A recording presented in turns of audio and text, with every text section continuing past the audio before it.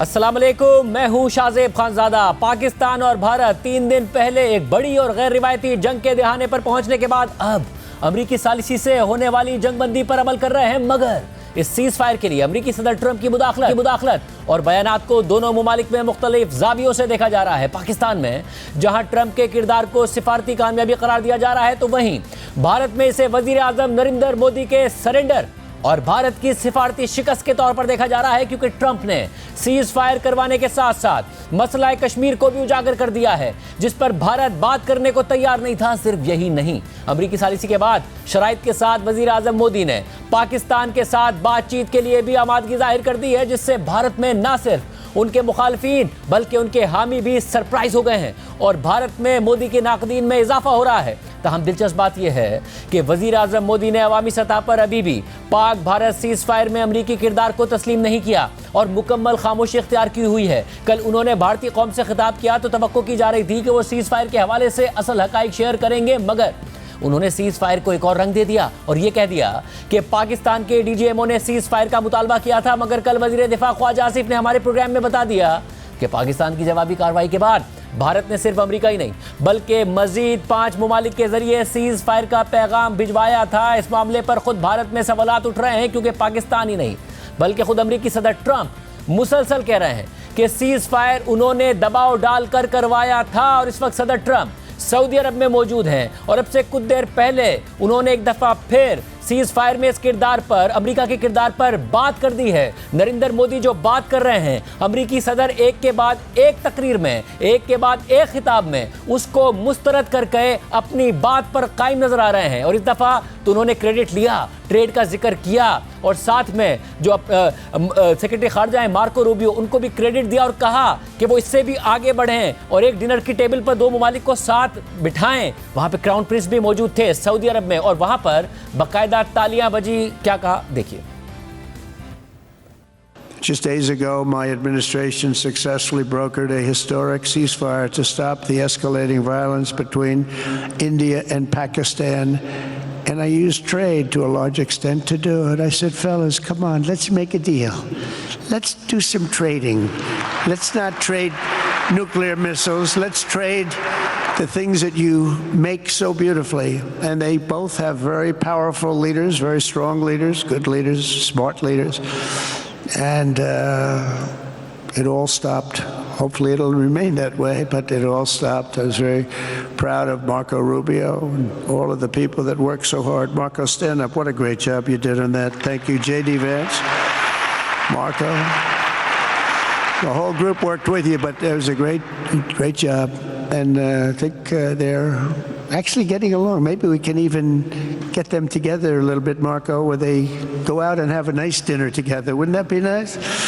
But we've come a long way, and it could be, millions of people could have died from that conflict that started off small and was getting bigger and bigger and bigger by the day.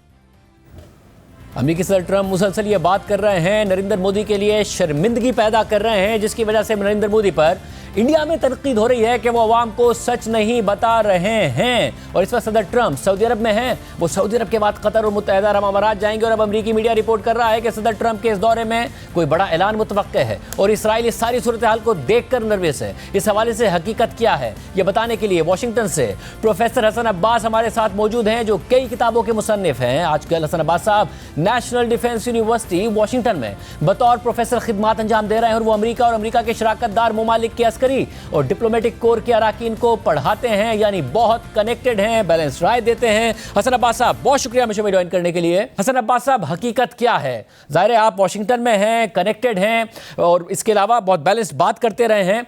क्या हुआ था? क्या अचानक वाकई मोदी ने राब्ता किया था सदर ट्रंप से कि सीज फायर कराई जाए, या ऐसा नहीं हुआ था? जी, पहली मुख्तसर जवाब तो यह है कि बिल्कुल इंडिया ने अमेरिका को राब्ता किया और सीज फायर की रिक्वेस्ट की और इसमें कतन किसी किस्म का कोई शक व शुबा मौजूद नहीं है। सवाल ये है कि ऐसा क्यों हुआ और इसमें क्या सिर्फ सदर ट्रंप या अमेरिकन इंतज़ामिया का अमल दखल था? तो इसमें मैं थोड़ा सा आपको बैकग्राउंड बताऊंगा। जब ये वाक़यात शुरू हुए और अंदोनाक वाक़यात थे, 2 मुल्कों को जंग के खतरे के ऊपर ले आए दो न्यूक्लियर ममालिक को। जो पाकिस्तान का रिएक्शन था पहला, वो मेरा ख्याल है न सिर्फ कि उसमें एक ब्रिलियंस मौजूद थी ऑफ कोर्स जो आर्म फोर्सेस के एतबार से है, या एक अस्करी कुव्वत थी जो एक्सपेक्ट नहीं की जा रही थी। मुझे ये भी लगता है इस ज़मन में कि ये हो सकता है इनिशियली इंडिया का ख्याल था कि ये ट्रैप है, बेट है, कि पाकिस्तान इसका मुकाबला नहीं कर सकेगा। तो पहले यकीनन पाकिस्तान की जो उनके जहाज़ों को गिराना था, 3 थे या 5 थे अलग बहस है, वो उसने बड़ा असर पैदा किया। दूसरी बात ये थी कि इसके बैकग्राउंड में अमेरिका और इंडिया के मुज़ाकरात चल रहे थे बहुत दिनों से। आपको याद होगा कि जब सदर ट्रंप ने अपना हलफ लिया था तो जयशंकर मौजूद थे, वजीर खारजा इंडिया के। उसके बाद प्राइम मिनिस्टर मोदी की मुलाकात हुई, फिर अमेरिका के सेक्रेटरी डिफेंस और सेक्रेटरी ऑफ स्टेट की मुलाकातें हुई, और उसके बाद वाइस प्रेसिडेंट मिस्टर वैंस गए इंडिया और उनको बड़ा प्रोजेक्ट किया गया। ये क्या गुफ्तगू चल रही थी? ये ट्रेड पे गुफ्तगू चल रही थी। ये अमेरिका के जो इंटरेस्ट हैं उनके एल्यूमिनियम पे, आयरन ओर पे, टेक्नोलॉजी ट्रांसफर पर जो बहुत अरसे से गुफ्तगू चल रही थी, ये वो में सारा सिलसिला चल रहा था। अब ये इतना क्रिटिकल मौका आया कि उसमें सदर ट्रंप तो एक डील मेकर हैं, वो पीस मेकर भी हैं, मैं कहूँगा, और जैसा भी उनका एक जनरल प्रोजेक्शन है, उन्होंने अपने आप को साबित कर रहे हैं एक पीस मेकर के तौर पर, और वो एक डील मेकर भी हैं। उन्होंने उस मौके पर नेगोशिएशंस में गालिबन इंडिया के सरबराह ने या प्राइम मिनिस्टर मोदी ने या इंडिया ने कुछ ऐसी कंडीशंस रखी जो अमेरिका के लिए एक्सेप्टेबल नहीं थी। तो उस पर कुछ थोड़ी सी रिफ्ट कह सकते हैं, कुछ टेंशन चल रही थी। ये बैकग्राउंड में सिलसिला था। और डील मेकिंग का मैंने क्यों जिक्र किया? बिकॉज प्रेसिडेंट ट्रंप ने इंडिया को साबित किया और कहा कि देखें, आप के इंटरेस्ट हैं, हमारे भी इंटरेस्ट हैं, और हमारे जो कॉस्ट है वो पूरे उस रीजन के बाकी ममालिक भी हैं। ये एक फैक्टर आ गया। उसके बाद यूके, यूनाइटेड किंगडम और सऊदी अरेबिया बहुत अहम रोल अदा करता रहा इस सारे तनाज़र में। दोनों, ये पहली कन्वर्सेशन नहीं थी जिसपे प्रेसिडेंट ट्रंप ने कहा कि आ गया और सीज फायर फौरन हो गया। इसका जो ग्राउंड वर्क है वो इंग्लैंड ने, यानी यूनाइटेड किंगडम ने और सऊदी अरेबिया ने क्रिएट किया। वो उस पर सीज फायर थी, क्यों चल रही थी? क्योंकि पाकिस्तान की जो मिलिट्री रिस्पॉन्स थी वो अनएक्सपेक्टेड थी। दूसरी एक और इंपॉर्टेंट फैक्टर इसमें चाइना। देखिए, ये चाइना, पाकिस्तान ने जिस तरह एक्सेल किया चाइनीज टेक्नोलॉजी पे, थंडर पाकिस्तान और चाइना मिलकर बना रहे थे बहुत अरसे से, लेकिन जितनी पाकिस्तान की डिपेंडेंस थी या पाकिस्तान की कोलैबोरेशन कहना चाहिए चाइना के साथ, उसकी फुल इम्प्लीकेशंस अभी जाहिर नहीं थी किसी के सामने। ये अंदाजा नहीं था कि पाकिस्तान के पास जैमिंग कैपेबिलिटी भी है और पाकिस्तान के पास ये कैपेसिटी भी है कि वो इंडिया के जहां जहां बेसिस से जब जहाज उड़ते हैं तो उसको वॉच कर सकते हैं। मुझे लगता है पाकिस्तान की आर्म्ड फोर्सेस की कैपेबिलिटी को अंडर एस्टिमेट भी किया गया था। इस सारे तनाजर में जब एस्केलेशन शुरू हुई तब अमेरिका ने पहले तो कहा कि अच्छा, ये खुद ही फैसला आपस में कर लेंगे, बिकॉज इंडिया ने ये अमेरिका को निशानदेही की थी या ये साबित करने की कोशिश की थी कि ये हम इनको खुद डील कर लेंगे, आपको बीच में पड़ने की जरूरत नहीं है, और इस दफा हम पाकिस्तान को सबक सिखाएंगे। अब आसान लफ्जों में जब उनको रिएक्शन हुआ सख्त, और मैं ये भी कहूँगा जो पाकिस्तान ने इसमें बहुत ही जहानत और बहुत ही रिस्ट्रेंट, क्या इसका एहतियात लफ्ज कहूँगा मैं, जो रिस्ट्रेंट और इंटेलिजेंस पाकिस्तान ने शो की इस पूरी डीलिंग में, उसने भी अननर्व किया इंडिया को। इसीलिए अब आखिरी बात ये, जब इंडिया ने सेकंड स्ट्राइक की तो उस वक्त पाकिस्तान के एक्सपेक्टेड तो ये था कि पाकिस्तान रिएक्ट करेगा पहले अटैक के जवाब में। पाकिस्तान डिप्लोमेटिक विक्ट्री हासिल कर चुका था, मैं कहूँगा इस एतबार से कि पाकिस्तान को इंडिया की जो मुसलसल कोशिश थी डिप्लोमेटिकली आइसोलेट करने की, पाकिस्तान उससे बाहर निकल चुका था। पाकिस्तान आइसोलेट नहीं हुआ उस हद तक जितना इंडिया चाहता था। कुछ नुकसानात हुए, लेकिन आखिर में पाकिस्तान ने कहा कि जनाब आप इन्वेस्टिगेशन कीजिए। जो आप ही के प्रोग्राम में बात हुई थी कि आप इन्वेस्टिगेट करें न्यूट्रल थर्ड पार्टी से, ये भी इंडिया एक्सपेक्ट नहीं कर रहा था, और इंडिया का नैरेटिव एक्सेप्ट नहीं हुआ था। ये एक ब्रॉडर पिक्चर है बिहाइंड द सीन। इन तमाम बातों से जिनका मैंने जिक्र किया, इंडिया एक ऐसे प्रेशर में था कि जब उसने फाइनल एक्शन किया तो वो, अब जो उर्दू और पंजाबी का मुहावरा मेरे ज़हन में आ रहा है वो मैं बयान नहीं करना चाहता, लेकिन उससे मुराद ये थी कि इंडिया ने हमला कर तो दिया, लेकिन साथ साथ इंडिया के लिए कुछ उससे खौफ का सबब भी बना, बिकॉज वो पाकिस्तान की कैपेसिटी देख चुके थे। इस तनाजुर में उन्होंने ये समझा कि हमने तो अब अटैक कर दिया है, पाकिस्तान तो रिस्ट्रेंट कर रहा था, अब हमने अमेरिका को जाके कहते हैं कि जनाब बस आप 16 सवाई करा दें। वो उनको अंदाजा नहीं था कि पाकिस्तान की सेकंड स्ट्राइक जो पाकिस्तान ने की वो भी बड़ी सख्त थी। ये सारा कॉन्टेक्स्ट है, लेकिन इसका क्रक्स ये है कि इसमें कोई शक व शुबा नहीं है, मैं रिपीट कर रहा हूँ आपको, और मैं एज एन एकेडमिक हमारी क्रेडिबिलिटी एट स्टेक होती है। अगर मेरा ये ख्याल होता तो मैं आपको ख्याल का इजहार करता कि करीने कयास ये है, पॉसिबिलिटी है, लाइकलीहुड है। नहीं, इंडिया ने अमेरिका को रिक्वेस्ट की कि अब आप पाकिस्तान से हमारा सीज फायर करवा दीजिए। मतलब यानी आप ये करिए इन्फॉर्मेशन है आपकी और बाकायदा तौर पर आपने तस्दीक की है इस इन्फॉर्मेशन की, उस बुनियाद पर आप ये बात कर रहे हैं, आपकी राय नहीं है?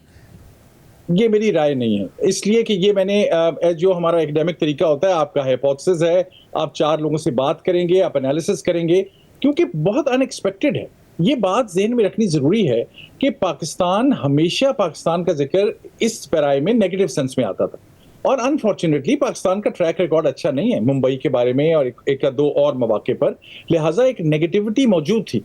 उस सारे पैराए में अचानक जितनी स्टेटमेंट्स आई, अब देखिए सदर ट्रंप ने जो ट्वीट्स की वो पाकिस्तान को तो सुनहरी हरूफ में लिखनी चाहिए। जब उन्होंने कश्मीर का जिक्र किया, ये पाकिस्तान की कंडीशन थी। पाकिस्तान की इस फाइनल नेगोशिएशन में सूरत हाल बड़ी स्ट्रांग थी।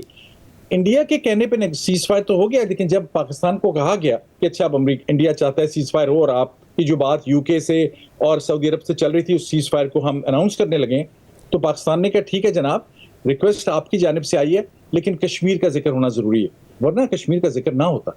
ये बहुत आप इंपॉर्टेंट बात करिए, ये भी आप इंफॉर्मेशन की बुनियाद पर कह रहे हैं कि पाकिस्तान ने ट्रंप के ने जो बयान दिया उसमें कश्मीर का जिक्र डलवाया और उस कंडीशन पर पाकिस्तान ने सीज फायर किया।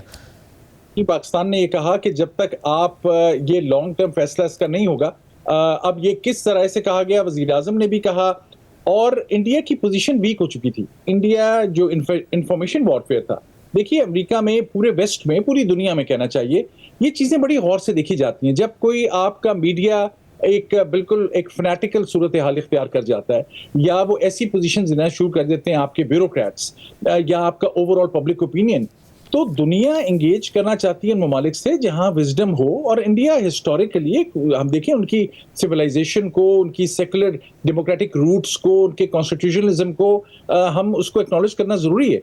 लेकिन ये अब जो रुख इख्तियार किया है इंडिया की पॉलिसी ने, जो इंडिया के सबसे बड़े हामी हैं अमेरिका में, स्कॉलर्स हैं, पॉलिसी मेकर्स हैं, वो सब भी खामोश हैं, क्योंकि कुछ चीजें अज़र मैंने शम्स हैं, जैसे हम अंग्रेजी में कहते हैं, उर्दू अरबी में कहते हैं, या हम कहते हैं राइटिंग ऑन द वॉल है।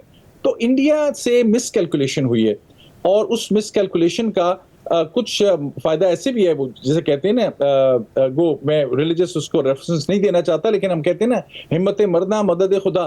तो बाज़ दफ़ा सर्कमस्टांसेस आप अहमियत इख्तियार कर जाते हैं। और एक एविडेंस मैं आपको और दूंगा, प्रेसिडेंट ट्रंप ने अभी चंद लम्हे पहले बयान दिया है रियाद में, जब उनसे दोबारा सवाल किया गया प्रेस कॉन्फ्रेंस में, तो उन्होंने सेक्रेटरी रूबियो की जानिब देखा, अभी ये शायद डिस्प्ले हो गया हो या होने वाला होगा, जो मैंने हमारे दोस्तों ने हमें बताया। सेक्रेटरी रूबियो को उन्होंने कहा कि हाँ सीज फायर इन्होंने करवाया है, और साथ कहा कि अब आप प्लीज पाकिस्तानी और इंडियंस को डिनर टेबल पे कब बिठा रहे हैं या बिठाएंगे।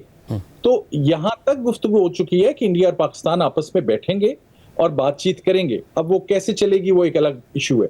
और सदर ट्रंप ने बड़ा क्लियरली कहा है कि मैंने इन दोनों ममालिक को कहा कि हम आपसे ट्रेड बंद कर देंगे। इंडिया को ये कहना कि आपसे ट्रेड बंद कर देंगे, जो एक ग्लोबल राइजिंग पावर है, उनकी एक इकोनॉमिक रिलेशनशिप है, वो चाइना को कंटेन करने के लिए वेस्टर्न वर्ल्ड का एक बहुत बड़ा पिलर है, और उनका अपनी अहमियत अपनी जगह मौजूद है। ऐसे मुल्क को ये कहा जाना, ये इंडिया की एक डिप्लोमेटिक, इट्स मैं जो लफ्ज़ आ रहा है अगेन एकेडमिक लफ्ज़ मैं चाहता हूँ, मैं कहना चाह रहा था कि इट वाज स्लैप, लेकिन द पॉइंट इज कि ये इंडिया के लिए एक बड़ा सिवियर चैलेंज की सूरत में सामने आई है सारी बात। और ज़ाहिर एक ऐसे वक्त में जब इंडिया खुद ही ट्रेडिंग के हवाले से जो टैरिफ्स हैं उस पर निगोशिएशन में ऑलरेडी है अमेरिका के साथ, और इंडिया ये भी चाहता था, तो चाइना के साथ भी ज़ाहिर मामला अमेरिका के तय हो गए हैं, मगर इंडिया ये भी चाहता है कि जो चाइना से अगर डाइवर्ट करे टेक्नोलॉजी और दीगर मामला और ट्रेड, तो उसका फ़ायदा उठाए। मगर और सब ऐसा क्या हुआ है कि ज़ाहिर इंडिया में बहुत ज़्यादा नाराज़गी है इस बात पर कि पाकिस्तान को अफगानिस्तान के साथ क्लब किया जाता था, वाक़या हुआ पहलगाम में, और पाकिस्तान और भारत को अब एक साथ क्लब किया जा रहा है। ना बैनुल-अक़वामी मीडिया में उनको वो पजीराई मिली, ना ही बैनुल-अक़वामी कैपिटल से वो पजीराई मिली, और ट्रंप रुक नहीं रहे हैं, वो मुसलसल बार बार बात किए जा रहे हैं। अब कल मोदी साहब ने जो तकरीर की उसमें उन्होंने कहा बात, पहले तो वो कहते हैं बात ही नहीं करेंगे, उन्होंने कहा बात करेंगे टेररिज्म पे और कश्मीर पर, मगर कश्मीर वो जो पाकिस्तान के पास है, जिसको मुझे सरप्राइजिंगली डिफेंस मिनिस्टर से जब मैंने सवाल किया ख्वाजा साहब से, तो उन्होंने इसमें सिल्वर लाइनिंग देखी। उन्होंने कहा तो बात ही नहीं करने को तैयार होते थे, ये अब बात करने के लिए तैयार हो रहे हैं, वरना तो कश्मीर पे भी नहीं बात करते थे। ज़ाहिर जब हम बात करेंगे तो हम पूरे कश्मीर पे करेंगे। तो ये आपको लगता है कि ट्रंप जब इतना पुश कर रहे हैं तो मोदी नहीं पीछे हट पाएंगे? जी देखिए, प्रेसिडेंट ट्रंप को समझना उनकी पॉलिटिक्स को जरूरी है। वो एक बिल्कुल स्ट्रेट फॉरवर्ड आदमी, वो जो उनको समझ आ रहा है, जो वो दिल में सोच रहे हैं इस वक्त वो कह रहे हैं, और उनके कोई फिल्टर्स नहीं है। और उनके इर्द गिर्द जितनी ब्यूरोक्रेसी है, और उसकी एक वजह है, सदर ट्रंप की सारी पॉलिटिक्स थी अमेरिकन एस्टैब्लिशमेंट को झंझोड़ देने की। वो ये कहते थे कि अमेरिका एक डेमोक्रेटिक मुल्क है, दुनिया का अहम तरीन ग्लोबल पावर है, और हमारे यहाँ जो डिफरेंट हमारे हसास इदारे हैं अमेरिका में, स्टेट डिपार्टमेंट के अंदर जो लॉबीज हैं, उनका कहना था कि इनका ये ब्यूरोक्रेसी ये इतनी बड़ी एक्सटेंड हो गई है कि इनके बाज हलकों के अपने इंटरेस्ट डेवलप हो गए। तो सदर ट्रंप ने कहा कि मैं ये नहीं चलने दूंगा। उनका पूरा इलेक्शन कैंपेन, उनके करीबी तरीन साथी, उन सब का मेन कैंपेन ये था। लिहाजा उनको जो फीडबैक इदारों से आता है, वो कह रहे हैं नहीं, मैं एज ए बिजनेसमैन सीधी बात डील करूंगा। ये 2 न्यूक्लियर वेपन स्टेट हैं, पाकिस्तान हमारी काउंटर टेररिज्म में बहुत हेल्प कर रहा है। मेरा ख्याल है वो इस बात पे बहुत मुतासिर हुए हैं, जो उनकी काउंटर टेररिज्म पे पाकिस्तान ने, आज भी उन्होंने रियाद में भी इसका जिक्र किया। एक तो ये फैक्टर सामने रखना बड़ा जरूरी है। इंडिया क्यों मान गया? क्योंकि इंडिया चाहता है कि रिलेशनशिप आगे बढ़े, और इसमें पाकिस्तान को एक बात समझनी होगी मेरी नजर में। देखिए, टेररिज्म पे बात करनी जरूरी है। ये पाकिस्तान, इंडिया का मीडिया को तो आप क्रिटिसाइज कर रहे हैं, पाकिस्तान के मीडिया को भी दोबारा ये सवाल उठाने होंगे जो उठाए जा रहे हैं बाज़ जगहों पे। जो फर्स्ट हिट हुआ है, हम उसको कतन सपोर्ट नहीं कर सकते, बिकॉज इंटरनेशनल बॉर्डर क्रॉस करना और किसी भी नाम पे बगैर एविडेंस के, खासकर, और एविडेंस हो भी तो वॉर जो है वो चीज़ों का हल नहीं है। लेकिन पाकिस्तान के बाज़ मिलिटेंट ग्रुप्स ने पाकिस्तान को किस जगह पे ला के पहुंचाया, जहां पे पाकिस्तान को बात करनी मुश्किल हो रही है। कश्मीर में पाकिस्तान का बहुत स्ट्रॉन्ग केस था इंटरनेशनली, लीगली। पाकिस्तान ने यूज ऑफ मिलिटेंट ग्रुप्स की वजह से अपने बहुत सी पोजीशंस को वीक किया है। लिहाजा पाकिस्तान को, अब पाकिस्तान की पॉलिसी तब्दील हो चुकी है जहां तक मैं समझता हूँ। पाकिस्तान के जो लश्कर थे या जैश थे, जैसे भी लोग थे, उनको लीगल केसेस उनके खिलाफ हुए, उनको खामोश करा दिया गया है, उनको दबाया गया है। अब उनको मारा तो नहीं जा सकता। आप जब मारते हैं एक किसी एक्सट्रीमिस्ट को, तो 5 एक्सट्रीमिस्ट पैदा होते हैं। तो उनको आपने एंगेज करना है, उनको आहिस्ता आहिस्ता मेन स्ट्रीम में लेकर आना है। वो एफर्ट्स जारी हैं, डी रेडिकलाइज करना है। लेकिन पाकिस्तान को इंडिया के साथ ये बातें टेबल पे खुल के करनी पड़ेंगी कि जनाब हम भी एक्शन कर रहे हैं, इसमें कोई हद तक की बात नहीं है। इंडिया भी ताकि खुल के आपके सामने बात करे, तो ये नेगोशिएशन के लिए वो कन्वर्सेशन आसान नहीं होगी। लेकिन कुछ और चेमें गोइयां भी हैं पॉलिसी के सर्कल्स में। अब जैसे रूमर्स होते हैं हर शहर में, वैसे अमेरिका में भी हैं। एक और जाविये से भी इस बात को देखा जा रहा है। अगर मैं जवाब मेरा लंबा नहीं हो गया तो मैं नहीं, प्लीज आप जी कंटिन्यू कीजिए। इसमें यह कहा जा रहा है कि सदर ट्रंप जो सऊदी अरेबिया गए हैं, वहां पर ये चांस है कि वो सऊदी अरब की रिक्वायरमेंट थी, बहुत बड़ी डील हुई है, $140 बिलियन वेपन्स की आज डील हुई है सऊदी अरब के साथ। सऊदी अरब उनको कह रहा था कि हम आपका जो एब्राम्स अकॉर्ड था, जो इजराइल को एक्सेप्ट करना था, वो सारी जो गुफ्तो शनीद थी, हम उसमें हिस्सा तब बनेंगे जब फ़लस्तीन एक आज़ाद रियासत के मुताबिक जो है क्रिएट हो जाएगा, आज़ाद रियासत का उसको स्टेटस लीगली मिल जाएगा। तो प्रेसिडेंट ट्रंप ने पिछले दिनों में उनके बड़ी सख्त स्टेटमेंट्स भी आई हैं इजरायली पॉलिसीज या लीडर्स के बारे में, जो थोड़ी सी अनप्रेसिडेंटेड हैं। क्योंकि सदर ट्रंप, कुछ लोगों का ख्याल है, ये चाहते हैं, और स्टीव विटकॉफ जो उनके बड़ी ब्रिलियंट एडवाइज़र हैं और जो ईरान के साथ भी नेगोशिएशन कर रहे हैं, उनका कहना है कि जो वेस्ट बैंक की स्टेट है, वहाँ पे तो डिक्लेयर किया गया पैलेस्टाइन को एज एन इंडिपेंडेंट स्टेट। ये अगर अनाउंस कर दिया गया कि फ़लस्तीन की आज़ाद रियासत बन गई है, तो सऊदी अरब की जो कंडीशन है वो कंडीशन फुलफिल हो जाएगी। और ऐसी सूरत हाल में, क्योंकि ज़ाहिर है अभी खुद CNN ने रिपोर्ट किया कि एक नर्वसनेस, और बैनुल-अक़वामी मीडिया रिपोर्ट कर रहा है कि इसराइल में एक नर्वसनेस पाई जाती है, क्योंकि ईरान के हवाले से मस्बत बयान दे रहे हैं सदर ट्रंप। और फिर जो 2009 में जब ओबामा सदर बने, हालांकि नेतन्याहू उस वक्त नए नए इलेक्ट हुए थे, मगर वो इसराइल नहीं गए तो बहुत इसराइल नाराज़ हुआ था। ट्रंप बहुत बड़े इसराइल के हामी हैं, तो वो तवक्को कर रहे थे कि वो इसराइल ज़रूर जाएंगे, मगर वो कतर जा रहे हैं, सऊदी अरब जा रहे हैं, UAE जा रहे हैं, मगर वो इसराइल नहीं जा रहे हैं। और ये भी इतलात आ रही हैं अब CNN में कि वो रिपोर्ट कर रहा है कि वो नाराज़ हैं नेतन्याहू से। क्या नर्वसनेस इस वजह से है कि ये इतनी बड़ी डेवलपमेंट हो सकती है कि सदर ट्रंप ऐलान कर दें कि फ़लस्तीनी रियासत बनने जा रही है? क्योंकि नेतन्याहू ने तो आज भी यही ऐलान किया है कि हम दाखिल होंगे, हमारी फ़ौज दाखिल होगी पैलेस्टाइन के अंदर। वो इस बात पर कायम है कि सबको बेदखल किया जाएगा। जी, ये जो पहले आपने फरमाया, ये ऐसी बात चल रही है पॉलिसी मेकिंग। अगेन ये जो जिस तरह इस्लामाबाद में या दिल्ली में या कहीं और शहरों में कन्वर्सेशंस होती हैं पॉलिसी में, डिबेट्स लोगों की, स्कॉलर्स की, उसमें ये बात इस वक्त सर फहरिस्त है। और सदर ट्रंप का वहाँ जाना और कतर जाना और UAE जाना, ये तमाम ममालिक बहुत अहम है। और सऊदी अरब इसलिए भी बड़ा मेजर इनिशिएटिव ले रहा है कि कतर ने और ओमान ने भी, मैं कहूँगा, अपना ग्लोबल सतह पे बड़ा रोल एक एज्यूम किया है as bridge builders, as peacemakers. बहुत शुक्रिया प्रोफेसर हसन अब्बास साहब की गुफ्तगू आपने सुनी। प्रोग्राम में हम एक ब्रेक शामिल कर रहे हैं, उसके बाद आपको बहुत अहम मालूमात देने जा रहे हैं। और 6 और 7 मई की दरमियानी शब, जब भारत ने पाकिस्तान पर हमले किए थे, मिसाइल हमले किए थे, और पाकिस्तानी तैयारों ने भारतीय तैयारे मार गिराए, मिसाइल हमले से, एयर टू एयर मिसाइल हमलों से मार गिराए, तो उसके बाद भारतीय तैयारों ने एक भी मिसाइल पाकिस्तानी तैयारों पर फायर नहीं किया था। और जब नूर खान एयरबेस पर हमला हुआ तो क्या कोई भारतीय तैयारा उड़ा भी था? अंदर की मालूमात, अहम मालूमात आपके सामने रखी जाएंगी एक ब्रेक के बाद। प्रोग्राम में दोबारा खुश आमदीद नाजरीन। बड़ी खबर सामने आ रही है कि 6 और 7 मई की रात जब भारत ने अपने तैयारों के जरिए पाकिस्तान पर हमला किया, मासूम शहरियों पर हमला किया, पाक फिजाइया ने जवाब दिया और मिसाइल मारकर 5 भारतीय तैयारे गिरा दिए, तो ये तो दूर की बात है कि पाकिस्तान के कोई तैयारे जवाबन गिराए जाते। भारतीय फिजाइया की तरफ से, भारतीय जहाज़ों की तरफ से कोई एक मिसाइल तक फायर नहीं किया गया था। ये बड़ी इतलात है, बड़ी खबर है, जो कि शहजाद इकबाल के पास इंफॉर्मेशन है। शहजाद, बहुत शुक्रिया। शहजाद, इस हवाले से क्या तफसीलात हैं? भारत तो दावे कर रहा था कि हमने जवाब भी दिया, पाकिस्तान को नुकसान भी पहुंचाया, ज़मीन पर उन्होंने हमला किया और पाकिस्तान में ज़ाहिर मासूम शहरी मारे गए, मगर एयर टू एयर उन्होंने कुछ रिस्पॉन्ड नहीं किया था। क्या हुआ था? जी, बहुत शुक्रिया शाहजेब। यकीनन एक बहुत ही एग्रेसिव रिस्पांस था, ऑफेंसिव था पाकिस्तान एयरफोर्स की तरफ से, न सिर्फ 6 और 7 मई की रात बल्कि 9 और 10 की जो रात थी उस दिन भी। और कुछ डिटेल्स तो आपको पता है कि आर्म फोर्सेस की जो ब्रीफिंग है उसमें सामने आ चुकी है, लेकिन हमारे जराए ने हमसे 2 से 3 एक्सक्लूसिव खबर शेयर की है। देखें, एक जो इन्फॉर्मेशन हम सबके सामने है वो ये है कि 6 उनके तैयारे हमने गिराए हैं, जिसमें फाइटर जेट्स 5 थे और एक अनमैन्ड व्हीकल थी, यानी कि UAV जो कि ड्रोन होता है।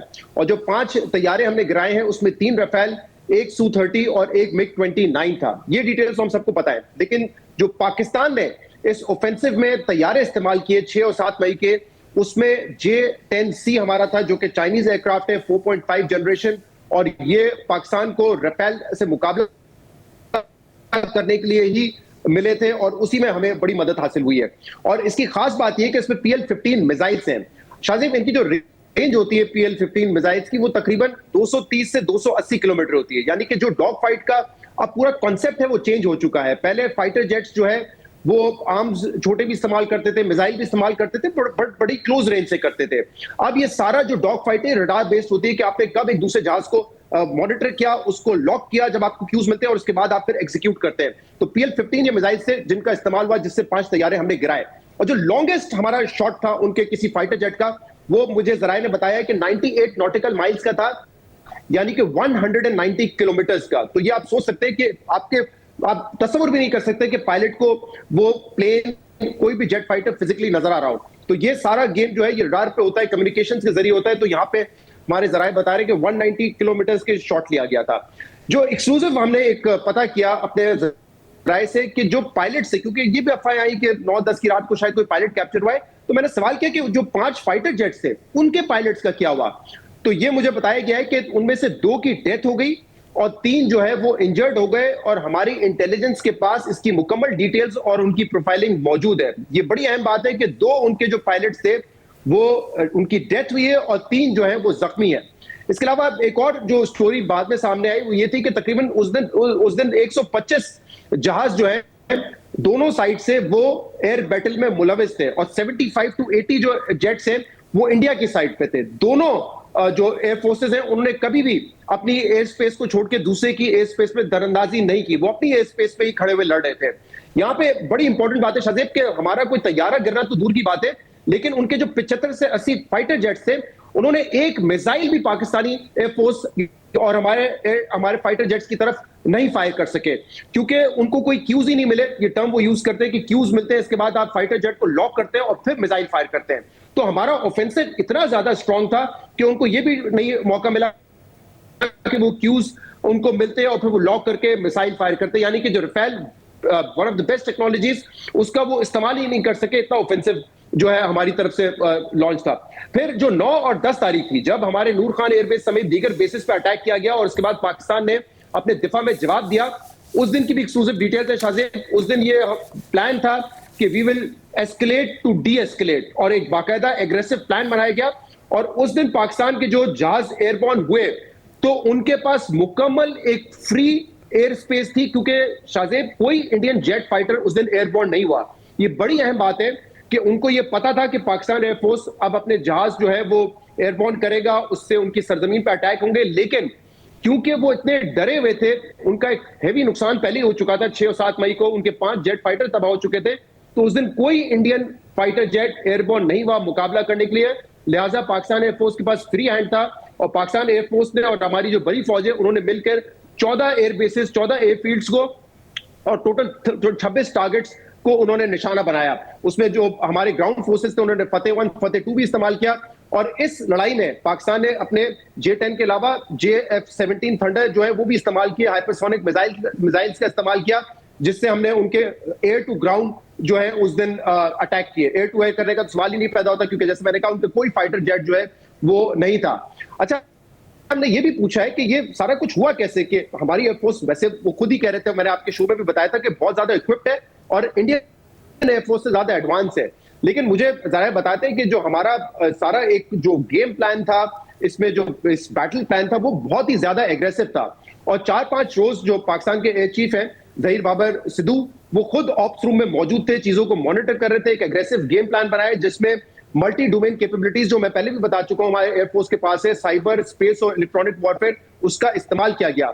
और देखिए लीडरशिप की क्वालिटी ये होती है कि उन्होंने ये भी मीटिंग में डिस्कस किया कि गेम प्लान बन चुका है हमारा, अब जो टैक्टिकल फ्रीडम है वो तमाम मेंबर्स के पास होगा, क्योंकि यहाँ पे at times it's a matter of split seconds, तो किसी का वेट करना इसमें बहुत देर हो सकती है। तो गेम प्लान जब बन गया उसके बाद टैक्टिकल फ्रीडम दिया गया तमाम मेंबर्स को कि जब उस वक्त आपको जो बेहतर डिसीजन लग रहा हो बोले। तो एयरफोर्स की कामयाबी की वजह हमारे जराये बताते हैं एक well coordinated, well communicated plan था। और मुझे साथ में ये भी बताइएगा कि भारतीय मीडिया ज़ाहिर है ये दावा कर रहा है कि पाकिस्तान ने दावा किया था कि उनका जो S-400 सिस्टम था आदरपुर एयरबेस पर, उसे हमने, उसकी जो बैटरीज थी उसको हमने तबाह किया, उसको इनइफेक्टिव उस वक्त कर दिया। वो दावा कर रहे हैं कि आज नरेंद्र मोदी गए वहाँ पर तकरीर कर रहे थे, कोई तबाह नहीं हुआ था, पाकिस्तान गलत दावा कर रहा है। इस हवाले से आपके ज़रा क्या बता रहे हैं? देखिए बहुत सारे क्लेम्स हैं ना, जैसे उनकी जो ब्रीफिंग थी, आर्मी ब्रीफिंग, उसमें तो ये बताया कि पाकिस्तान के भी हमने बहुत सारे जेट्स मारे, लेकिन किसी एक का नाम नहीं बताया, इवन नंबर तक नहीं बताया कि हमने कितने जेट्स मारे, बस ऐसे ही एक स्टेटमेंट दे दिया, क्योंकि उसके बेसिस ही नहीं है ना कोई। जैसे मैं बता रहा हूँ, जेट गिरना तो दूर की बात, हमारा उन्होंने कोई एक मिसाइल तक फायर नहीं किया अपने लेटेस्ट टेक्नोलॉजी होने के बावजूद। ये सवाल भी मैंने उनसे पूछा कि S-400 का जो एयर डिफेंस सिस्टम डिस्ट्रॉय करने का दावा था, लेकिन आज इंडियन सोशल मीडिया कह रहा है कि देखिए ये तो सलामत है, मोदी साहब ने तस्वीर खिंचाई है। तो हमें ये बताया गया कि इंडिया के पास जो है ना 4 बैटरीज है, और ये मोबाइल होती है, जैसे गाड़ी में लेके जाते हैं और वहां से आप फायर करते हैं, जैसे HQ-9 है। तो जो S-400 है उनका, उसकी 4 उनके पास वो बैटरीज है, जिसमें से एक जो आदमपुर में थी वो तबाह की गई, और इसके 2 कंपोनेंट होते हैं, एक रडार होता है और एक फायरिंग यूनिट होता है। तो एक तो हमने मुकम्मल तबाह किया, और हमारे जराये बताते हैं कि अगर आज उसी मकाम पे इन्होंने ये दिखाया S-400 उसकी बैटरी, तो फिर ऑब्वियसली इन्होंने कहीं और से मूव किए होंगे, क्योंकि इंडिया के पास टोटल जो हमारे जराये वो बताते हैं कि 4 है ये, तो उसमें से एक डिस्ट्रॉय हुई है, बाकी उनके पास मौजूद है। एक और इस पूरे मामले में बात सामने आई है कि S-400 वैसे तो एक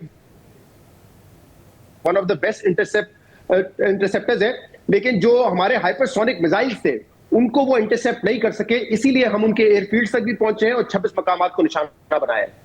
बहुत शुक्रिया शहजाद इकबाल। हम तफसीलात आपने सुनी हैं और अब खुद जो भारतीय एयरफोर्स के साबिक पायलट्स हैं वो भारतीय फ़िज़ाइया पर, भारत की मिलिट्री स्ट्रेटजी पर सवालात उठा रहे हैं कि पाकिस्तान ने न सिर्फ टेक्नोलॉजी के ज़रिए बल्कि स्ट्रेटजी के ज़रिए भारत को मुकम्मल तौर पर आउट परफॉर्म किया है। ये हुआ कैसे, इसकी तफसीलात भी आपके सामने रखेंगे एक ब्रेक के बाद। बैनुल-अक़वामी मीडिया के साथ साथ भारतीय मीडिया भी सवाल उठा रहा है कि कैसे पाकिस्तान की एयरफोर्स ने, पाकिस्तान की मिलिट्री ने न सिर्फ कैपेबिलिटी के ज़रिए बल्कि स्ट्रेटजी के ज़रिए भारत को जो है वो शिकस्त दी है। हमारे साथ air vice marshal retired Shahzad Chaudhry साहब मौजूद हैं। चौधरी साहब, बहुत शुक्रिया मैं शो में ज्वाइन करने के लिए। सबसे पहले ज़ाहिर है आप जो कैपेबिलिटीज़ हैं पाकिस्तान की एयरफोर्स की उसको तो जानते ही हैं।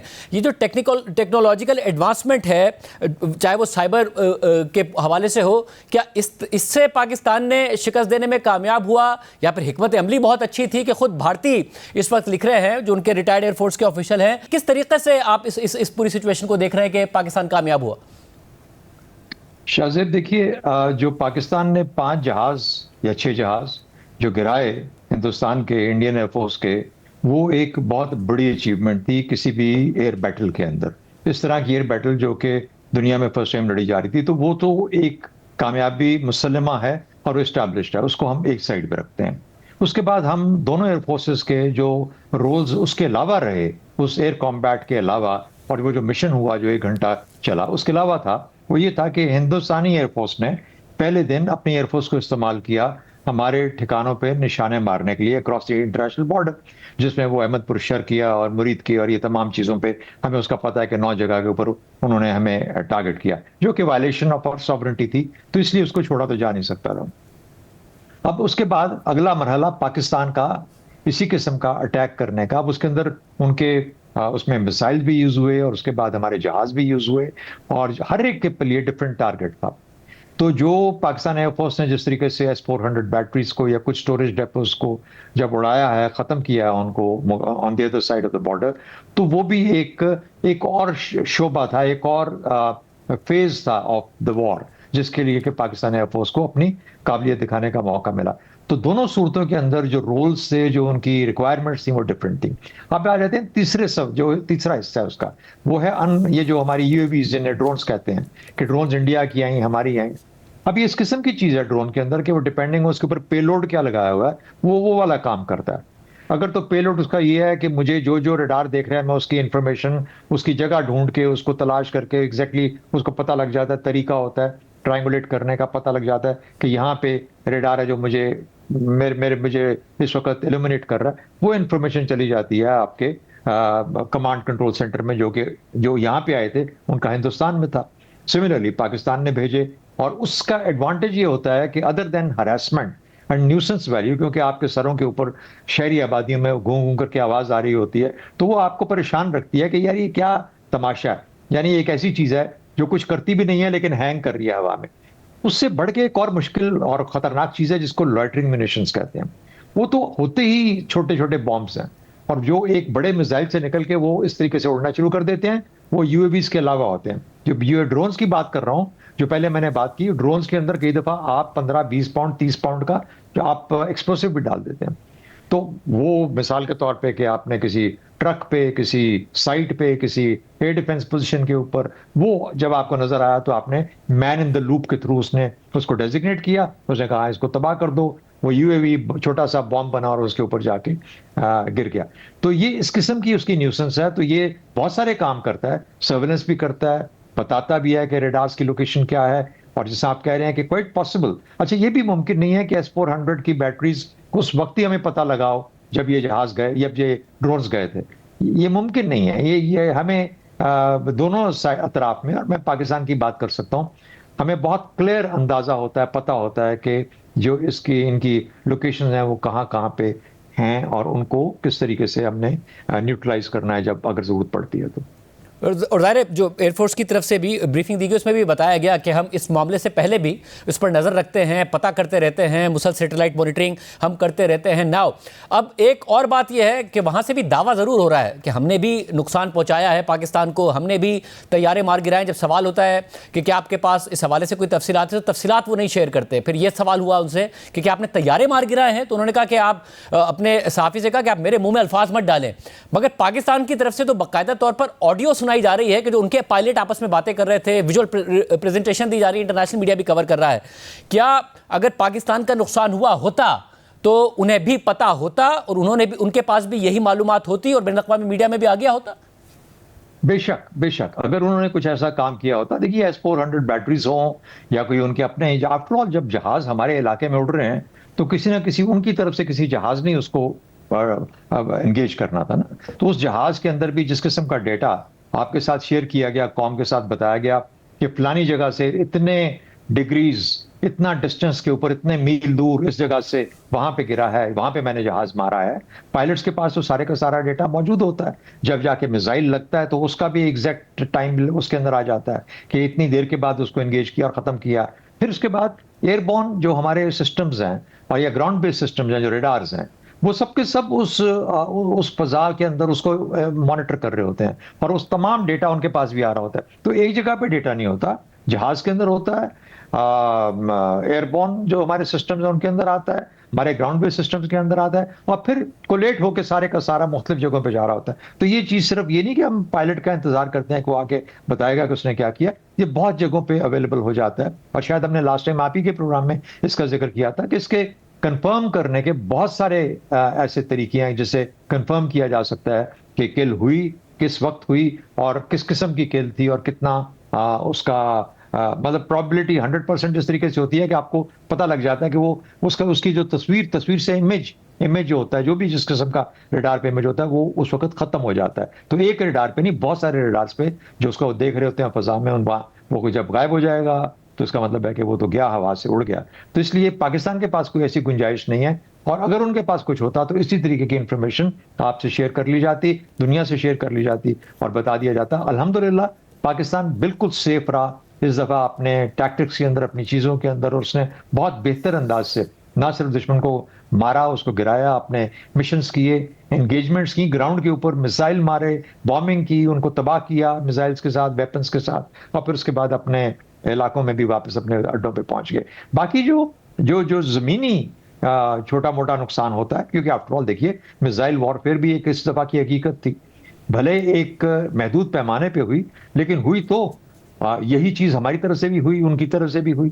तो जिस किस्म के रॉकेट्स और मिसाइल्स मारे जाते हैं, जिस किस्म की उनकी शक्ल होती है, पहले दिन तो बॉम्ब्स थे और जिनको बॉम्ब्स को रॉकेट्स की शक्ल दे दी गई थी, जो पहले दिन जो 9 जगह पे हमला हुआ, तो वो भी एक शक्ल थी, वो हमारे पास भी है। तो कहने का मतलब है कि ये तमाम चीजें जब एक खुले पैमाने पे आती हैं तो फिर कहीं ना कहीं पे जब आप उनको डिफेंड तो करते हैं, उनको एंगेज भी करते हैं, न्यूट्रलाइज भी करते हैं, लेकिन जहां इतनी तादाद में भेजे जाएं वहां पे एक ना एक निकल के किसी ना किसी जगह लग के नुकसान जरूर पहुंचाता है। पाकिस्तान का मोस्टली एडमिनिस्ट्रेटिव किस्म का नुकसान हुआ है, खुदा न खास्ता कोई ऑपरेशनल नुकसान बिल्कुल भी नहीं हुआ। एक जगह पे गालिबन रिपोर्ट कर रहे हैं कि एक जहाज थोड़ा सा उसको नुकसान पहुंचा है, लेकिन वो कहते हैं कि इतना कम है कि जल्दी इंशाल्लाह रिकवर होकर वापस अपनी ड्यूटी पे आ जाएगा। बहुत शुक्रिया इमाम साहब की गुफ्तगू आपने प्रोग्राम में तहरीर दीजिए। अल्लाह हाफ़िज़।